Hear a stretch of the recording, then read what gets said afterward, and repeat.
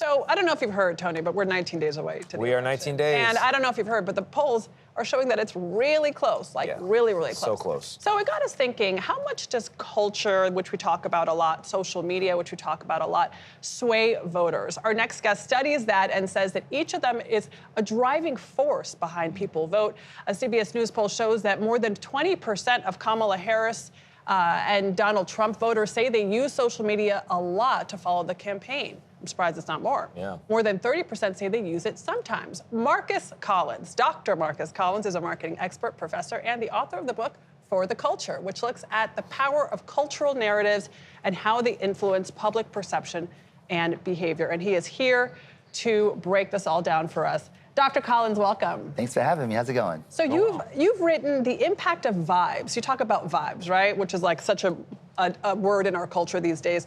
As a socially constructed shared feelings extends beyond likability. How do vibes impact voting? Well, vibes impacts everything. Essentially, vibes are what we feel. They're emotions. And the truth of the matter is that we think of ourselves as rational beings, but we're not. We're rationalizing beings. We are influenced by what we feel emotionally, drives our behavior, and then we post-rationalize our decisions based on what logically makes sense. It's like having a Kirk brain and a Spock brain. We want to be Spocks, but we are not Spocks. We are Kirks. And we look at data that proves or justifies our decisions that are mostly based on how we feel. Hearing you say that, I feel you're absolutely right. And maybe I'm rationalizing, but that sounds dead on to me. But it raises the question of, we like to think, particularly on the news, you lay out, here's a policy that so-and-so has, and here's the contrary policy. But do people actually vote on policies, or are they voting on the feeling they get from the candidate they see online? I think they're voting on the candidate that most appeals to who they are, their identity. Right? Our identity sort of anchors who we are and ultimately informs how we see the world. And we look at policies, we look at the things you all eloquently break down for the public and try to find where those things are congruent.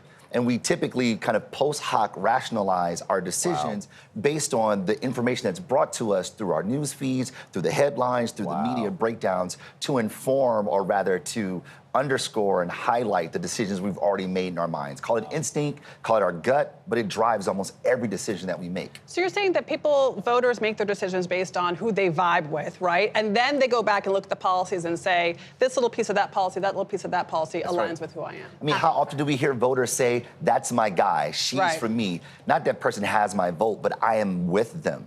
And the idea of with them says a lot about our social connections to things. We connect to things socially because of a shared ideology, a shared belief. And those things resonate in our limbic system that ultimately makes us feel connected. And as social animals, who we are by nature, we tend to gravitate to the people, to the ideas that are like us. So how are the current candidates using this concept, trying to create vibes around their campaign? And you say Trump is masterful at it. Well, I think we had three major candidates who did this well over the last, call it 16 years. First with Barack Obama. Instead of saying his policies were off the rip, he started with saying that we have a problem with cynicism. People believe that the government is broken. So what did he run on? Hope. Yes, we can. Fast forward to 2016, Trump says that, we've gone too far. We need to go back to our heyday when we were great. So what did he run on? Make America great again.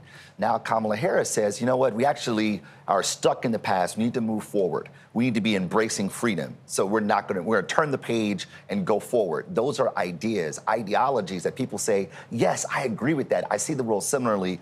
That person is my person and that person has my vote. That's sort of the crux of how we leverage culture as a way to get people to move. So if what you're saying is true, and it sounds right to me, what does that lead you to believe about how many voters are still out there in play, potentially moving one side to the other? I think it's marginal. By and large, we already know where we're going to vote. We know who we're going to vote for those who would choose to vote. They may still be thinking about how do I rationalize my vote, but in their hearts, they kind of already know. There are few that are in play, but by and large, people have kind of made their decisions. Now, there are always surprises, always. You never know, right? The October surprise. We're still in October, so things could happen. But by and large, people know. That's what I feel. That's what I feel like with this election, this campaign season. Everybody's already made up their mind, and we're all just waiting for November 5th to find out where everyone stands. Yeah. And sometimes we just got to pull the Band-Aid off and let's do it. Let's do it. Let's do it now. Let's do it tomorrow. Why not? Marcus Collins, thank you very much. Thanks for having me. Appreciate it. You.